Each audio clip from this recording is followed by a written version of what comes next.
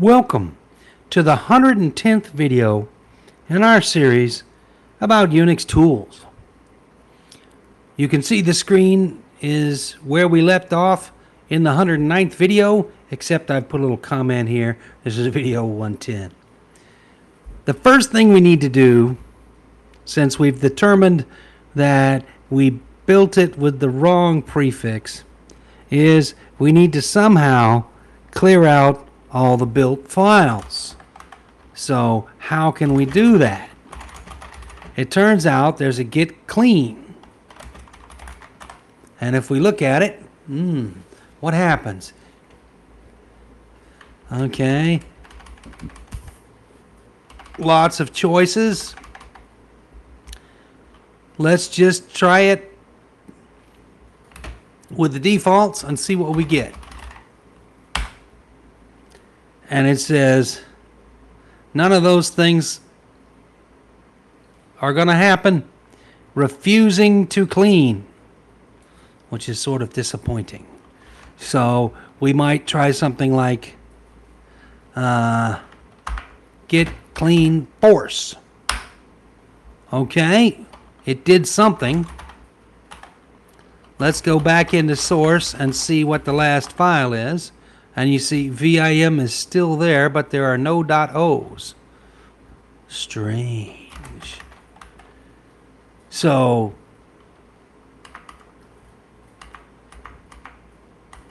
if we go back to our git clean, it says when no path spec is specified, will not recurse into untracked directories, force, interactive, quiet, exclude. Don't use the standard ignore rules. Remove only files ignored by git. So, wow. Let's try it with a big X.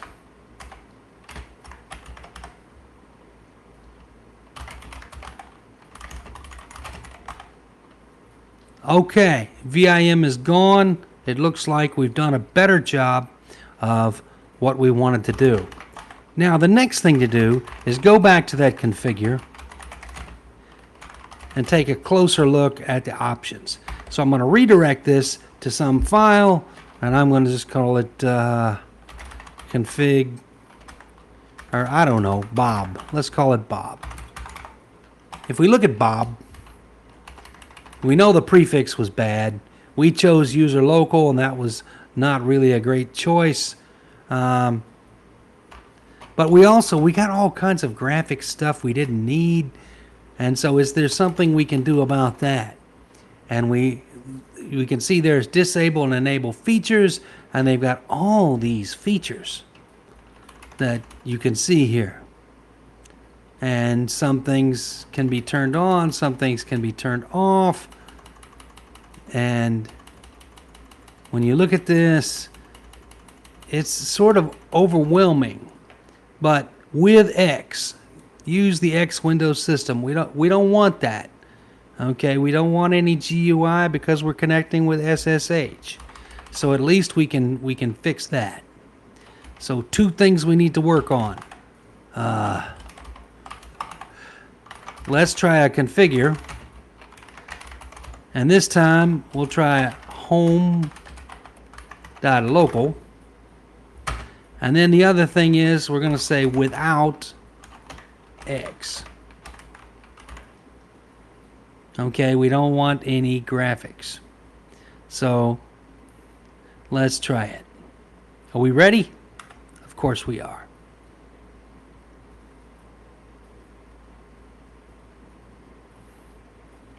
There's no summary at the end to tell us what we're going to get, what we're not going to get. So we just have to sort of go for it. So we do a make, and if you remember, we had 8 CPUs available. So the -J says do parallel, -L8 says limit the load to 8. You could also just say use 8, and maybe we'll go with that.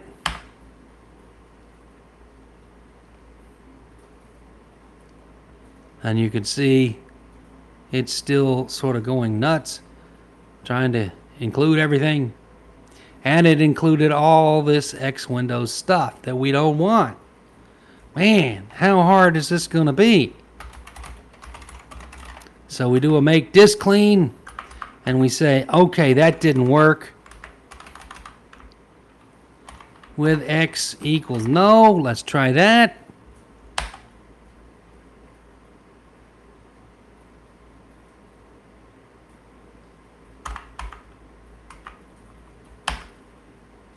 And we hit the button again. This should help you appreciate how much work that somebody like Ubuntu does for you. And look at this. We've still got all this X Windows stuff. And so clearly what we're doing is not working.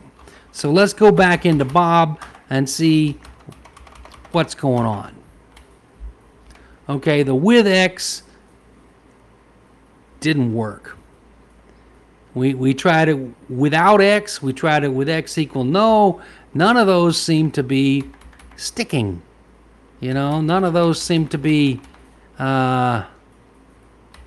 working. And so we look at this and we say, man, enable font set, enable GUI. Okay, so options equal all these different things, and we could choose no. Okay, so we could say enable GUI equals, and then we could say no. And that maybe will disable the graphical user interface, which then would disable the graphics and the X Windows. Fine. So I'm going to make this clean again. I'm not a quitter. So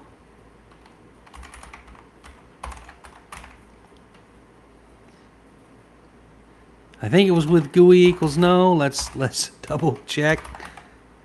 Enable GUI. So we need this.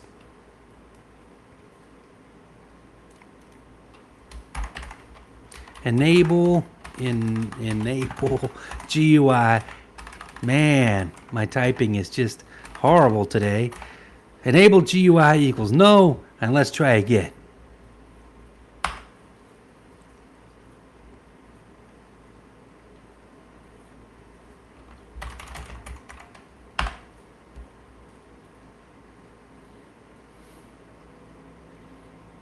You notice we're not getting nearly as many warnings.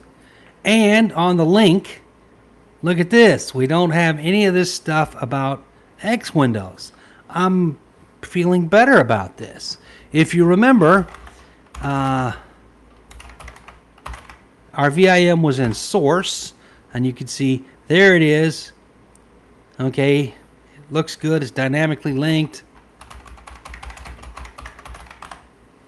And it doesn't have all that X Windows stuff. Does it actually run? Remember, we'll probably get an error when it tries to load the VIMRC. Yes, we got the error. It said, you know, I can't get to anything, but there it is. We have now successfully built a VIM without any graphics with the tag that we wanted. It took a lot of work, but we did it, and that was our configure line that I'm showing you on the screen right now. So how do we install this thing? Let's do a make install, and we're not root, but we can do a make -n install. -n says, don't really do it, just tell me what you might do. And when we do it, you can see, yes, it's going into home John local somewhere. So that's what we want. It says it did it. But how do we know? Let's do a which on VIM, and it says it's loading the system VIM. Oops. Hash -r. It's still loading the system VIM. So we're going to have to do something about our path to load the VIM we want. We know it's in home local. So let's see what's in home local. And we see there's a bin, and in that bin is the VIM. So if we said echo home local bin VIM, there we go. There, that's the one we want to run. Let's check our path. Our path does not include that directory, and we need that directory to be on the path. We need to modify that .profile in our home, and we need to look for .local bin.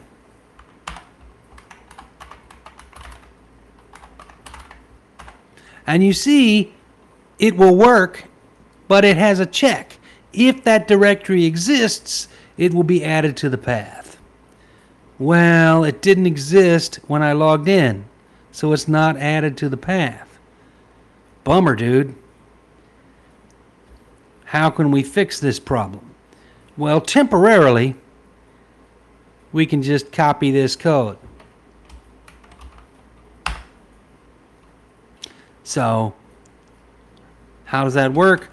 Path equals, and put this stuff at the first, home .local .bin, and then put your old path there and export your path. Now it gets the right VIM, see? And let's see if we can start it up without an error. We can. It starts right up with no error message at all. So we now have a locally installed VIM of the particular tag we wanted, because we learned from some forum or something online or a friend or something that this was the right one. If you type VI, you notice we got the wrong one. But you type VIM, we got the new one. Why is that? Well, if you do a which on VI, you'll see that. And you'll see, that's some complicated Ubuntu thing. I want VI and VIM to be the same thing. Not a problem. Go into your local bin, and you see they have a lot of symbolic links, and we can add one more. ln -s for the symbolic link, VIM VI. And after I do that, you see I have this one. And now, if I just CB back to home and I say VI, it's still loading the wrong one. The hash -r fixed it. And so now we're loading the VI we want right there. You might ask me, what is hash -r? Hash -r is a way to tell the shell, hey, you know all those cached paths you have for speed? Forget about them. Start over. Because what happens is Bash will try to remember every path, and after the first time you use it, it'll keep using the same executable every time without actually looking at the disk to see if anything's changed. And by doing a hash -r, it's like reset, it says, forget the hash, go out and really look on the disk and go find it. And then when you do that, it finds this one, and when we type VI, we get the one we wanted with the version we wanted. Okay, this video's drug on a little long, but we succeeded in our goal. Quick wrap up. We were able to build a local copy of VI and install it for a specific tag, and we updated everything to make it work. So next time we log in, that profile is going to add this to the path. We verified that, and when we log in next time and we use VI or VIM or any of these other ones that are kind of rare, we're going to get the one we want, which is the one with the tag 707 that we wanted. Okay, that's it for this video. I hope you come back for the next video. In the next video, we'll do something different. We're done with installing our local copy of VI for now. Thank you for listening.